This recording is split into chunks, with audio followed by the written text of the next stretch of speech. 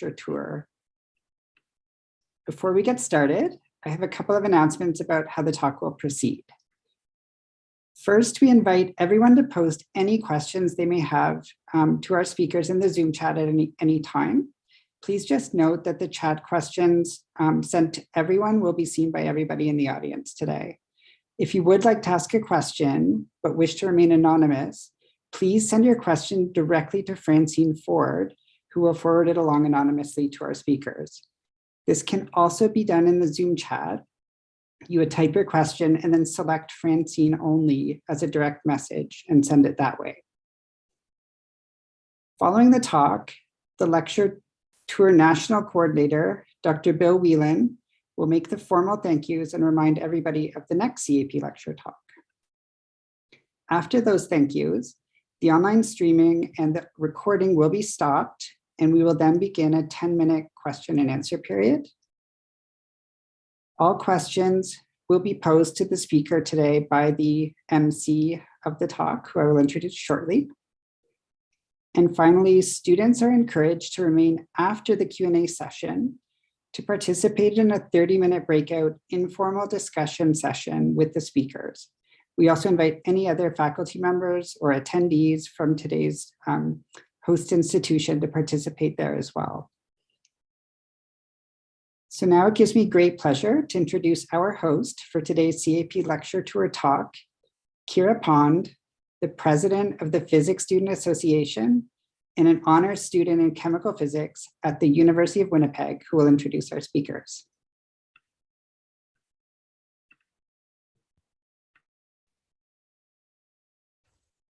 Thank you, Gwen.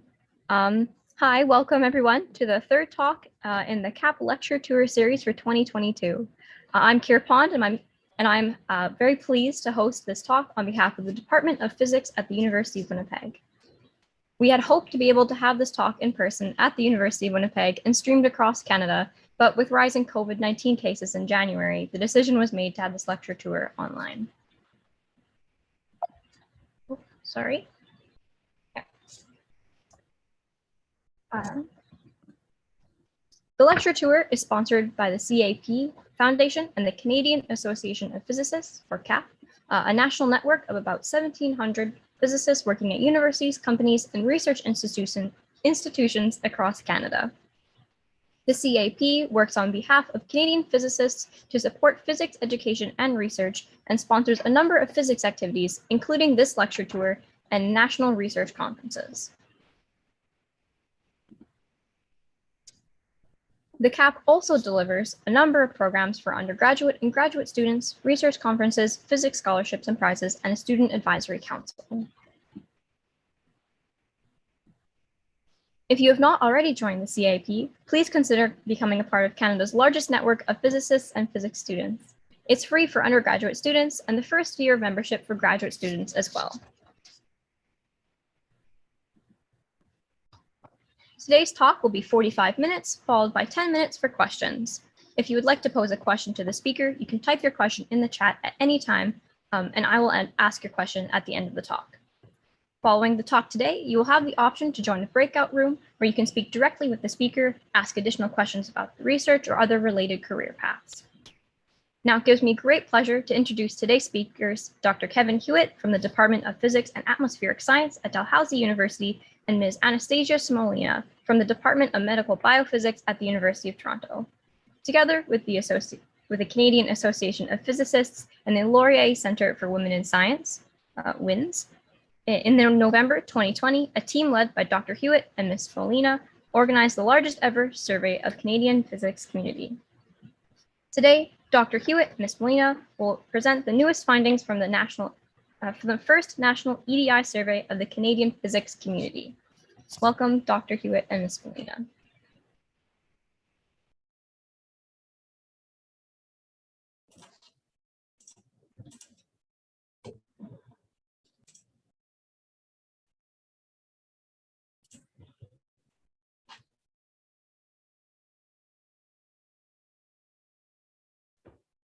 Thank you for that kind introduction, and it's a pleasure to be here with Anastasia to present some of the results of the first ever diversity survey of the physics community in Canada. So I'll get the presentation started.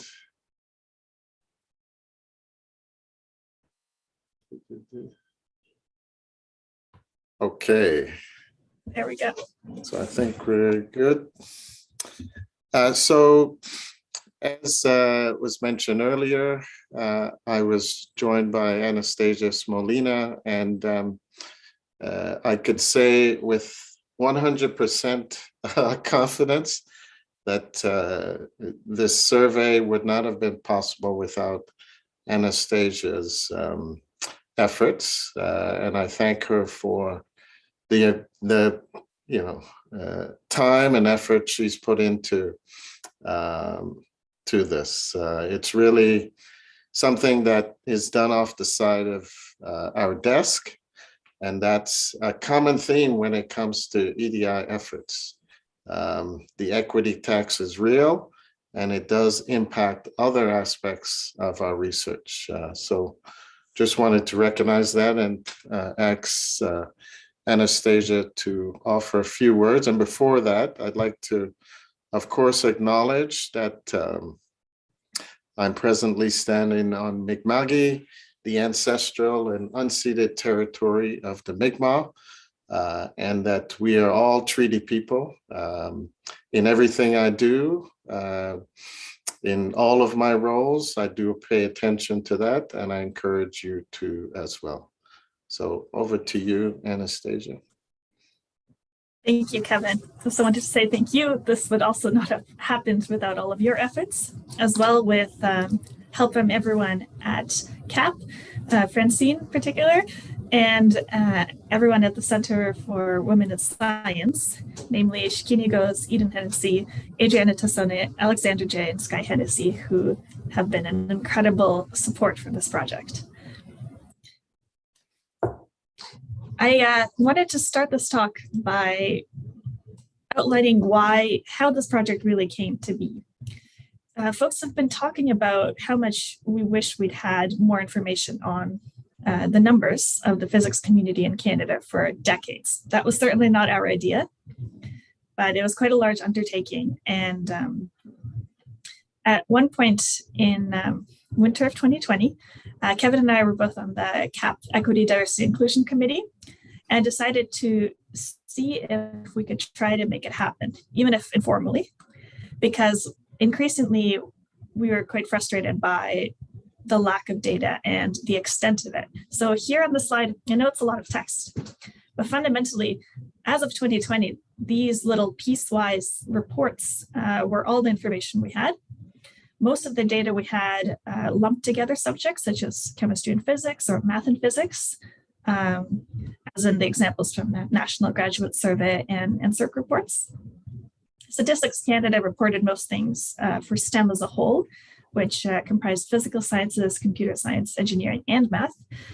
And there's a few spotwise reports by independent associations, such as the CAUT report in 2010, that analyzed the status of precarious labor and employment along faculty positions across the nation, as well as the Council of Canadian Academics report, which focused on high school.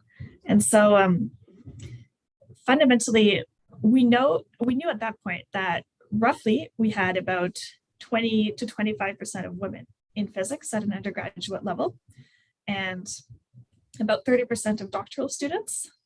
We also knew that only 9% of tenured professors were women, 12.5% if you include assistant and associate professors. And we knew that we were losing women primarily starting in grade 11, where numbers for registration dropped from about 50% to 38%. And that's it. And so we knew nothing about the status of BIPOC physicists, about anything to do with disability, gender, sexual orientation, generational status, background. And we really wish we could have this information to be able to identify where our biggest gaps were, who wasn't joining physics or who was leaving. And that is how our idea for trying to run this little national survey came to be. Thank you, Anastasia. And because of the snow day, I'm a little distracted with 2 children here. But I'd like to add to those comments to say that it wasn't that the community was not aware of the need for this information. Going back to 2000, as a postdoc, I sent many letters to some of our funding bodies, including NSERC, to address this problem, even approached some of our senators and MPs. I joined the American Physical Society Community Committee on Minorities in Physics because of isolation that I felt here in Canada. Through that body, we made overtures to Canadian Association of Physics at that time, back in 2005. And you can understand that we're doing this in 2022. Well, the survey is launched 2020. So, you know, I'm a patient person, but the fact that this is occurring now is long overdue. The American Physical Society has been collecting this data for many decades. So I'm happy that the community, including the leadership of the Canadian Association of Physicists, including the leadership of NSERC and other tri-council agencies, have now come on board to embrace this effort. But this, I have to be honest, it's over 2 decades of my efforts and others to get to this stage. So I'd like to start with a bit of a story about how I came to physics, to give you just a snapshot of why we may have an issue with respect to representation. So this is a snapshot of some Toronto District School Board data showing that that Black students are disproportionately streamed into applied areas. So you see the center set of bars on this bar graph at 39%. So you might say, well, maybe they're not capable. I was one of those students that they attempted to stream from the academic area into the applied area. Were it not for my mother's efforts, my mother's intervention, you know, I wouldn't be here today. How many Kevin Hewitts are in that 39% who could have contributed to this community? There are many. And through the efforts of Carl James, who produced this work, they're now not streaming to recognize the impact it's had. And it's not only impacting the individuals, it's impacting Canada's competitiveness. We have fewer talented individuals going into STEM and physics included. And you know, some of the messages that were delivered to these students were, well, you could get an A if you take an applied course, rather than, hey, you know, we believe that you could perform at the academic course level and become, you know, move on to post-secondary, because you cannot go on to post-secondary university or in the applied stream. So that gives you a bit of historic context and personal indication of the pathway, how bias is affecting it. So we wanted to identify key barriers preventing participation in physics. I've detailed one, but we need to know what the personal stories are for our community as a whole. And then we could use those results to inform us of the effectiveness of existing initiatives and to also create new EDI initiatives. Because as physicists, of course, we're data-driven. So we need that data in order to confirm that our efforts are having the desired effect. So we use a cross-sectional survey data to benchmark and measure progress.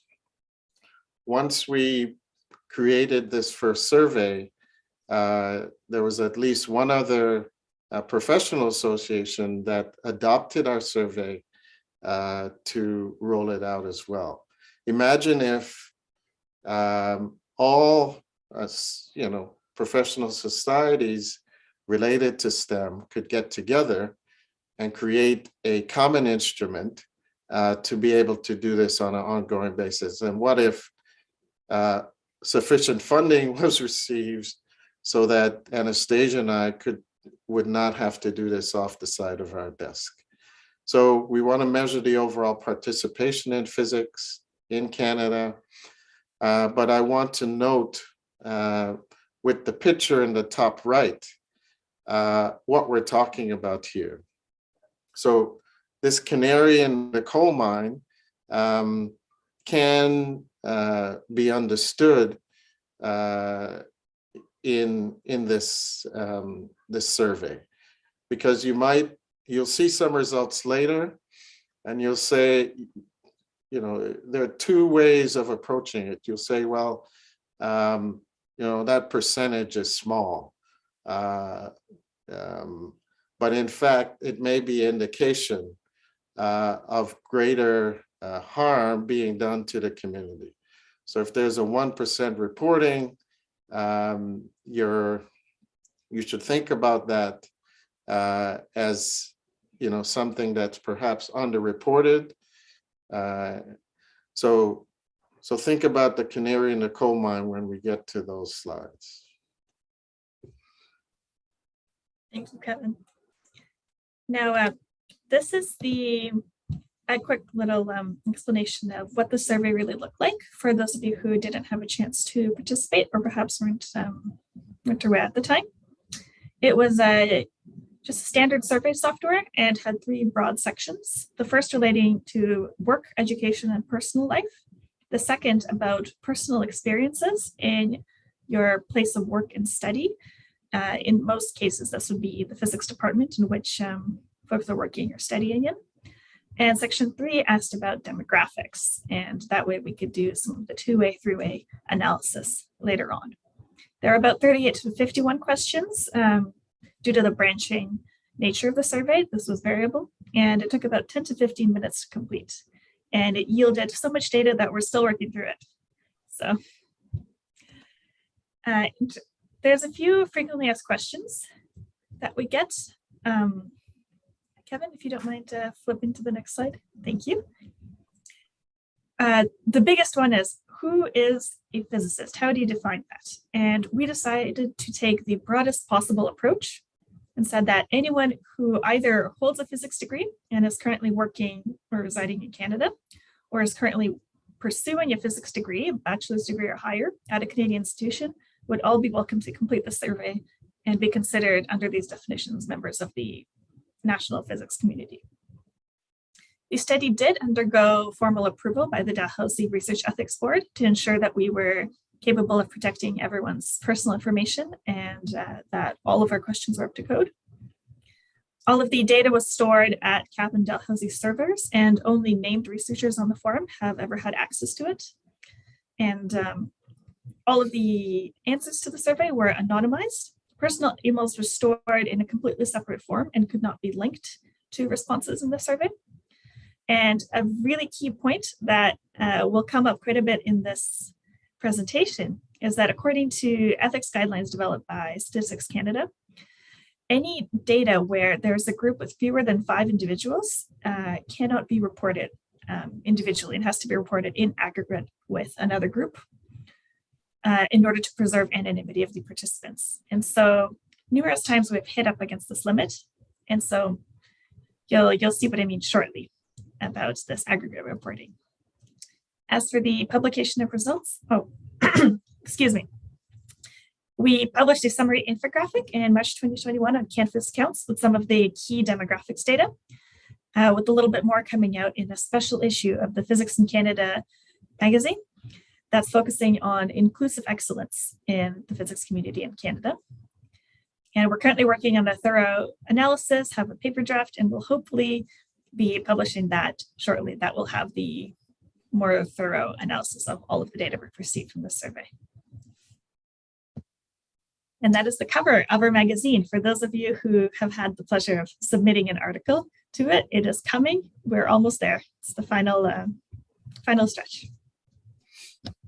Thank you, Anastasia. So, this is you. Oh, no, Kevin, I think those two slides were switched. Go ahead.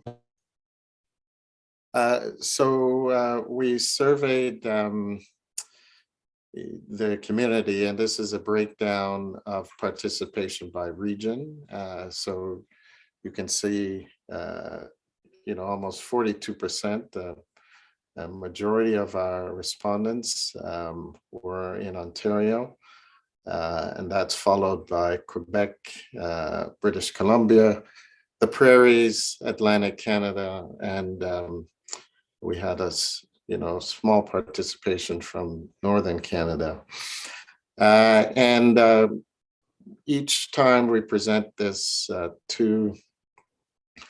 to various audiences, we try and pull out the results from the particular institution.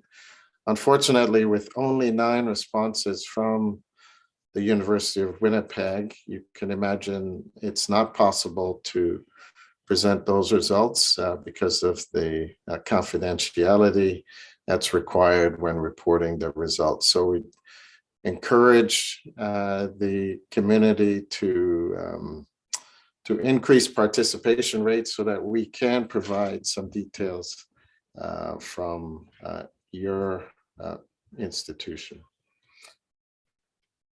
So we presented some preliminary results, and I'll just recap those briefly for those who have not seen them. There are over 3,000 responses, and our CanPhysCounts website, which was built by Anastasia, also provides some of this information.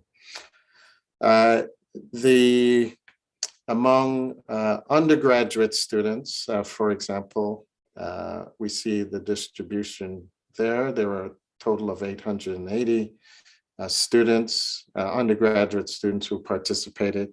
They're by far the largest cohort that participated. And later on, we will present some detailed results of that cohort, some very interesting results that you'll see for the first time. One community that we wanted to focus on was those who identified as Black. And we found in the survey only 1% identified as Black. This is compared to a population of 6.4% according to the 2016 census of Black Canadians who are in that younger age cohort, 18 to 34-year-olds. It's important to note that because similar to the Indigenous population, the age distribution is much younger than the overall Canadian population. So one should bear that in mind whenever we talk about this pathway from kindergarten to industry to academia, that while, some Canadians on average have an older demographic distribution, for Indigenous and Black Canadians, that demographic distribution is skewed towards much younger ages. So obviously a six-fold underrepresentation. And so we decided to pull out these stats by career stage. And here are the very sad statistics. So among undergraduate students within our survey pool, only 17 identified as Black. We cannot report the number for graduate students because it's less than 5. For faculty, we just cleared that bar of 5. We could report that there are 6 faculty members who participate in this survey. And remember, when conducting a survey such as this, the participation of underrepresented groups is usually higher than the actual representation within the group. So I think you should bear that in mind. The 1% is a maximum likely. So then if we look at that distribution by whether you're a man or woman or gender diverse, we see the breakdown, undergraduate students 2 to 1 identify as man versus woman or gender diverse. And again, we have to suppress the number for graduate students. 5 male faculty members, less than 5 female faculty members. So we have a lot of work to do to increase this number. And there are a number of organizations working towards this goal. Partnering with professional societies is an important aspect of that.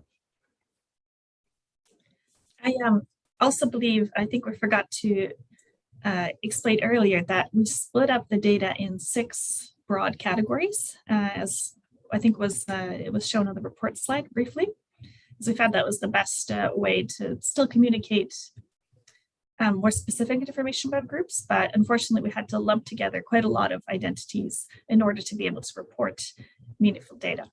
And so here, of course, BIPOC stands for Black, Indigenous, and People of Color.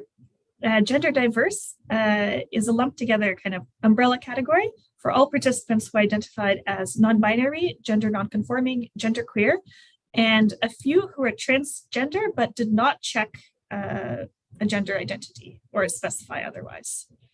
And so those are the 4 groups that are under that umbrella. And in this case, for both Black and Indigenous physicists, we had to lump that together with women because we had so few responses. And you can see that of a rather similar sad chart for responses to a survey from physicists who identified as Indigenous. 18 of our responses were from undergraduate students, 9 for graduate students, and again, we can't report on faculty because we had fewer than 5 responses. And this is compared to a general population of approximately 5% of folks in Canada who identify as Indigenous, but that is the general statistic, not the 18 to 34, as Kevin mentioned. I don't know that one off the top of my head. Similarly, if we break it down by man v woman or gender diverse, we see that at the undergraduate level, we had 11 responses from Indigenous men, 6 responses from those who identified as women or as an identity under the gender diverse umbrella. We had 5 graduate students who all surprisingly were identified as women or a gender diverse identity, with fewer than 5 for men. And we could not report on those details on the faculty level because of a lack of representation. So you can see the undergraduate population for both Black and Indigenous communities identical in terms of the distribution, 11 versus 6. And that's interesting, observation as well with regard to the graduate student population. At this point, we wanted to show you the distribution of all of our survey responses by position. And so you can see that our results are heavily skewed towards undergraduates, with them making up 35% of our responses. And this is particularly telling when we looked at data in the survey relating to things like caregiving, which tends to be a bigger burden for those who are in an older age group. So please keep that in mind as we go through the results of the survey. On the right, we have a chart showing our goal for entries for all of these groups. These goals were determined by calculating the number we'd need for a 95% confidence level, 3% intervals. And we hit our goals for statistical significance for the undergraduate and faculty populations, but unfortunately not the other populations, with the industry and government being the weakest source of data. But we're working to improve that in future iterations of the survey and trying to figure out better ways to get the survey out to a wider audience so that we can have more meaningful data and interpretations from those groups. So let's take a look at the participation or representation by career stage, moving from undergrad to grad students, postdoctoral researchers, government and private sector research institutes, and faculty. So you can see the growth of the purple segment corresponding to white men, and the corresponding changes for BIPOC men, white women, BIPOC women, white gender diverse, and BIPOC gender diverse individuals. So I think I'd like to go to this slide in order to highlight those changes more clearly. We see an undergraduate student population that is quite diverse, right? And you see the growth at various career stages. So for graduate students, postdoctoral research, government, private sector, the increase in the proportion of white men making up that particular career stage.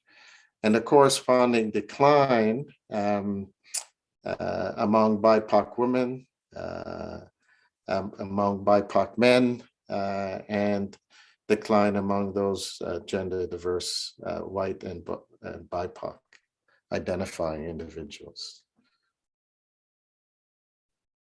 So we have an issue. A proportion of our population through undergrad to faculty, their proportion increases from about 25% to near 75%, 50% increase. The reasons for this change we have to understand, and we have to incorporate initiatives in order to address this problem. So I wanted to also highlight what's happening, when you look at the population of undergrads, PhD holders, faculty, and going on to senior leaders, which wasn't a part of our survey, and how that has changed. Or how that changes with career stage. So we see that looking at the Black population, those who are racially visible, and women, we see significant decline in those who identify as a visible minority or racially visible, even though they participate in post-secondary as undergrads at the 40% level. We see similar decline for Black participation, going from undergraduate, where they participate at about their representation in the in that 15, I said earlier, 18 to 34. It should be 15 to 34-year-old category.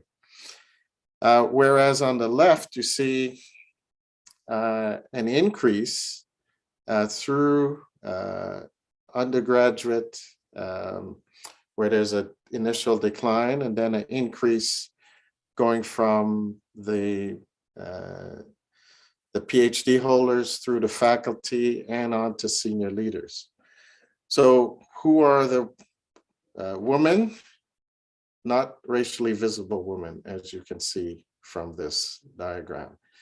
It's what a colleague of mine at University of Alberta says, it's the whitening of the academy.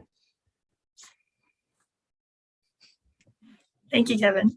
I also wanted to mention that on that academic track slide we had earlier, you can see our data supporting this trend as well, with white women generally staying around the 25-22% level throughout that academic track.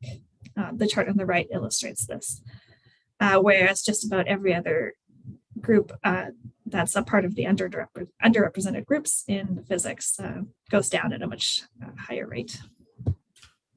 And just to pick up on that, because you know, for BIPOC women, that decline occurs, you know, after, actually, that's not this graph, sorry.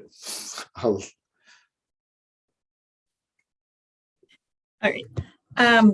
So at this point, as this is part of an undergraduate lecture tour, we thought it would be nice to tease out the undergraduate specific results and present those to everyone, because they are significantly different from the general population results. And it's quite an interesting thing to look at. Evan, if you don't mind. Thank you. When we look at gender identity and sexuality, we see that among our undergraduate survey respondents, we had 53% identify as men, just under 40 identify as women, and 6.5 identify under an identity that's a part of our gender diverse umbrella. And this seems, you know, fairly consistent, but in the Canadian general population, even among the 18 to 35 group, only about 1% of folks identify as gender diverse, or as one of those identities mentioned earlier. So undergraduate physicists are quite queer, it seems, compared to the general Canadian population. Similarly, when we look at sexuality, we see almost 26% identify as under one of the sexualities that's also part of an umbrella. I don't think I've got a definition here, but that's including those who identify as lesbian, gay, bisexual, as well as a few other identities that are only kind of had to be lumped together for statistic purposes, such as polyamorous. But altogether, that is compared to about 4% for the 18 to 35 group nationally in Canada. So I thought this was quite surprising, but interesting, and clearly shows that the population of physicists in Canada is changing year by year. In addition, we can look at population groups. In this case, about 59% identified as white and 41% as BIPOC, so that's Black, Indigenous, or people of color, compared to about 22% as part of the national average. And similarly, when we asked if folks identified as being disabled or as having a disability, 10% said yes, just under 6% were unsure, and 84% said no. But here it's the opposite trend, whereas nationally, the rate is about 22% for those who identify as having a disability, and this includes mental health as well, I wanted to add. So here it seems that we're really not recruiting or keeping folks with disabilities in physics. And that's a pretty significant level of underrepresentation here as well. A particularly interesting thing to look at is generational status. And so this means those who are, immigrants or whose parents immigrated, etc., because it speaks to a transfer of knowledge and connections and networking in families. So for example, if your parents and grandparents all grew up in a city in Canada, they would be better aware of the resources available to you, different university programs,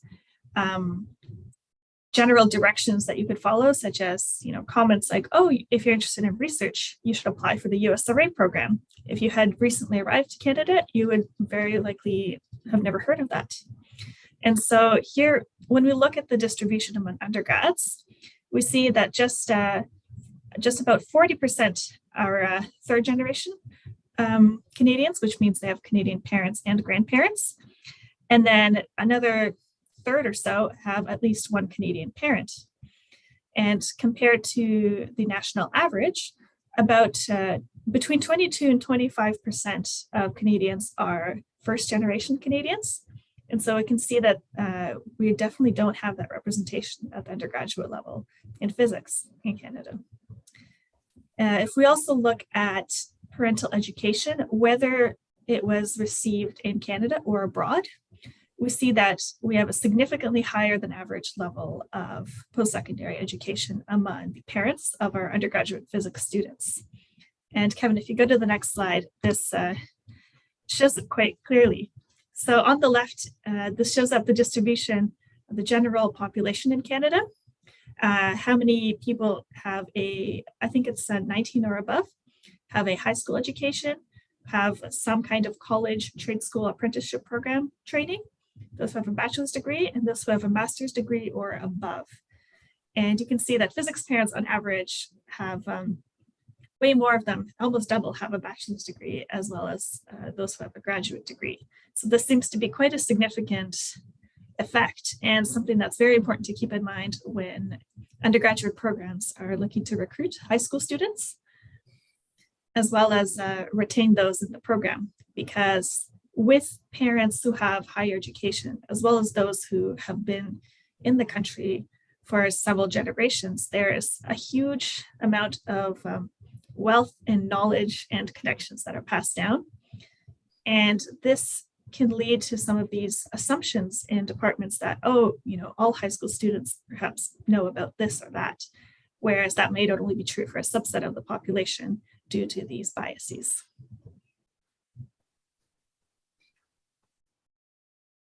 And, Kevin, would you like to do this section? I took your slide, I realize, I'm sorry. That's all right.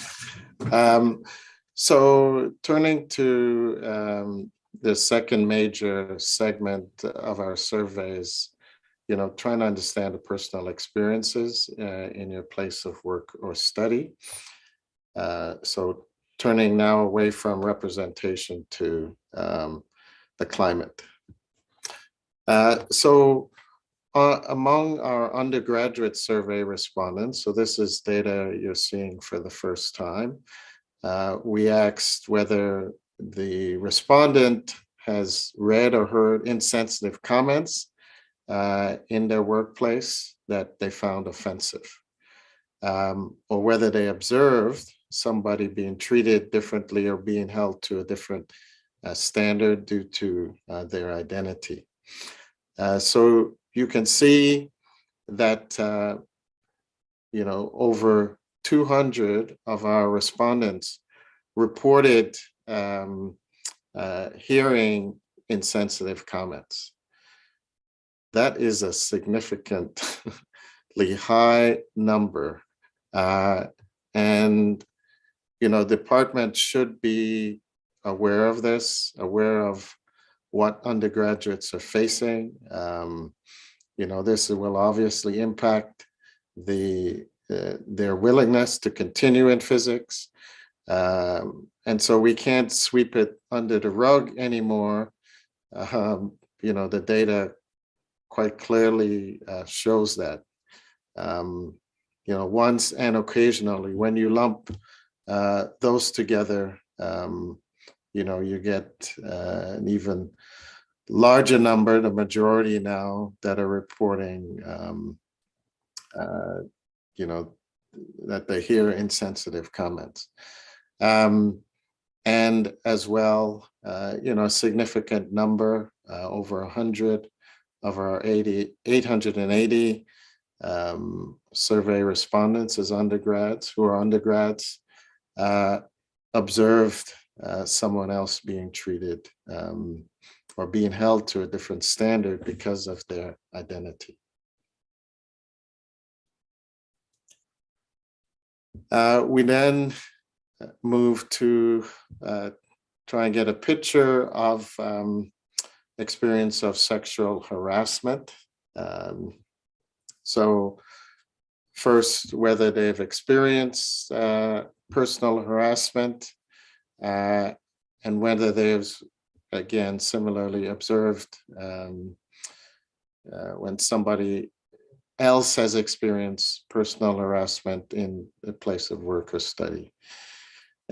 So you see in the two bar graphs, a significant number who report once, occasionally, regularly, and most disturbingly, frequent cases of experiencing sexual harassment. I think the physics community needs to come together and formulate a task force, in some sense, to address this issue. We can no longer say, we never could say it's not a part of our community. We have the numbers now to say how significant it is. And, over 100 on the right, observe that once or occasionally. So this, I think, is a wake-up call. So I'll turn this section back to Anastasia for discussion. Thank you, Kevin. Yes, this slide was supposed to be before the other one, but I just wanted to talk about the utility of these questions of self versus someone else experiencing harassment of any kind, because we are aware from current literature that there is quite a lot of disentangling to do about data regarding harassment and assault, because it's personal, it's traumatic, and so there's a lot of instances of denial, underreporting, and people not necessarily labeling what happened to them as harassment or assault, whereas they might, these overall are more able to label problematic behavior and experiences when they happen to their colleagues, their friends. And so, although not directly, these results can speak a little bit to those effects and can show us that these experiences are much more widespread than expected. The next section is specifically talking about sexual harassment. And so this speaks a little bit to our question of canary, where although these numbers seem relatively low, they should all really be zero. It's completely unconscionable that just about 25% know somebody else who has experienced sexual harassment in their physics department or university, effectively. And under 10% responded saying that they have experienced sexual harassment themselves. But as I mentioned previously, this we know that these numbers tend to be underreported. And so this is a low ball. And further, we had quite a few members who reported experienced sexual assault in their place of work study, as well as knowing someone else who has experienced this. And it's lower numbers, again, just about 1% who have experienced sexual assault themselves, and under 5% who know somebody else.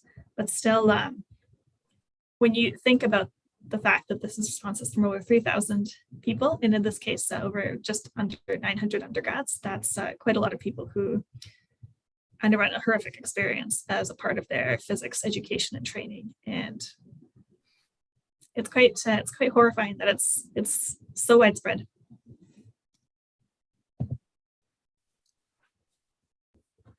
So to summarize, I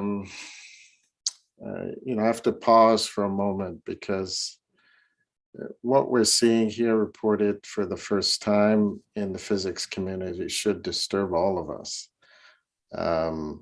from the leadership on down, and we need to take action, full stop. So let's speak to a few observations coming out of this initial survey. Of course, we didn't present any data going back to high school, junior high, etc., that K-12 sector. I do think we need to incorporate that into our survey by working with school boards, and in particular that transition from grade 10 general science into grade 11, where you would be choosing physics. My daughter, who's 15 one of my daughters who's 15 now, is at that stage and trying to decide whether they're going to take the biology and chemistry or the physics. And so we need to include sort of the grade 10 up to include in our survey. And secondly, on the academic track, white women are largely retained at all career stages at 22%. That percentage is low and we need to increase it, but it's interesting that they continue to participate in that proportion through the various career stages. We see a dramatic decline in representation of BIPOC women following their PhD and BIPOC men following their postdoc. The proportion of white men, on the other hand, increases from about 25% to 75%. And this is comparing undergrads to full professors. So we know this result now, and the question is, what is the community planning to do in response? I have some suggestions, and we can get to those in the question period. And finally, before I turn it to Anastasia for the final two bullets, Black and Indigenous representation in physics is much smaller than their population. So at 1%, despite being 3.5% and 5% of the general population, but as I mentioned earlier, 6.4% for the 15 to 34-year-olds, and the number for Indigenous is probably similarly as high. So we're talking about a six-fold underrepresentation. So we need to address that underrepresentation as well. So over to you, Anastasia. Thank you very much, Kevin. A few other key points that were discussed is that specific to undergraduate students and their experience in physics, up 19% have experienced personal harassment at their institution themselves. 9% have experienced sexual harassment at least once, quite a few multiple times. 3% have experienced sexual assault at least once in their place of work or study, and 1% have experienced assault multiple times. And we were quite shocked at how high these numbers were when we first analyzed the data. And I hope that you also find it shocking. And this kind of, as Kevin mentioned earlier, acts as a call to action that this is a serious issue and we need to be acting on it and further putting our money where our mouth is. We mentioned earlier the idea of the equity tax, and it's a notion that members of underrepresented groups are expected to bear the burden of doing a lot of this work to improve the environments and collect data on underrepresentation in physics, as well as serve on EDI committees, etc. And virtually all of the work is unpaid and takes away from research and academic time. And so currently, a lot of this is the case in most of the departments in Canada, as well, like their local student associations, EDI committees, etc. And so I want to encourage everyone and say that it's not acceptable to expect this work to be done for free on a volunteer basis by, members of underrepresented groups for the most part. And so all of you on the call who, are here, it's great to have you here, to have you paying attention and to know that you care, but we all need to step up, and it's important to really focus on allyship as well as financial support to establish sustainable programs that can run year to year and are properly supported with all of the resources they need in order to support the institutions they're trying to improve.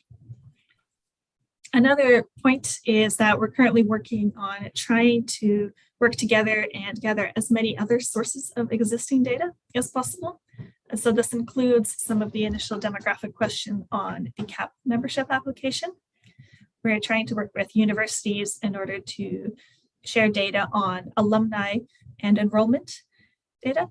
So, for example, students who initially enrolled in university and then dropped out partway through, which ones graduated, which ones switched from physics to a different major, for example. It's all very, like a huge wealth of data that is currently not public, but we're hoping to be able to integrate that into survey analysis in the future, as well as speak to Stats Canada about disaggregating some of the historical data that is largely reported in these groups such as STEM as a whole or chemistry plus physics, etc., and separating out the physics side so that we can use that as a benchmark for both historical results and results moving into the future. So we want to thank you for your attention, and on behalf of Anastasia and I, we'd also like to thank the WINS team, led by Dr. Shohini Ghosh, supported by Dr. Eden Hennessy, Adrian Tassone, Dr. Alexander J. and Sky Hennessy for working with us on this huge data set. The work continues. So we are working towards a paper to provide the community with the data, and go to CanPhysCounts.ca. Speaking of equity tax, Anastasia has used her own funds to establish that site. So that's a real tax. I'd like to thank the CAP for collaborating with us on this project. Without the CAP's stamp of approval, we could not have achieved our 3,000 level of responses. And to Dalhousie University for continuing to support me to do projects like this. It was my first encounter with the REB process. So, and we'd also like to provide you with a Mentimeter poll so that you can answer these 3 questions during the question period, as you're considering the entire talk. We'd like you to think about what questions you'd like to see in the next survey, What's your department done to address some of the EDI issues raised in this presentation? Do you think these approaches were effective? Are you considering academic career track? Why or why not? So I see Bill has turned on his camera, which means that we can, Anastasia, I'm going to stop sharing this screen. Oopsie.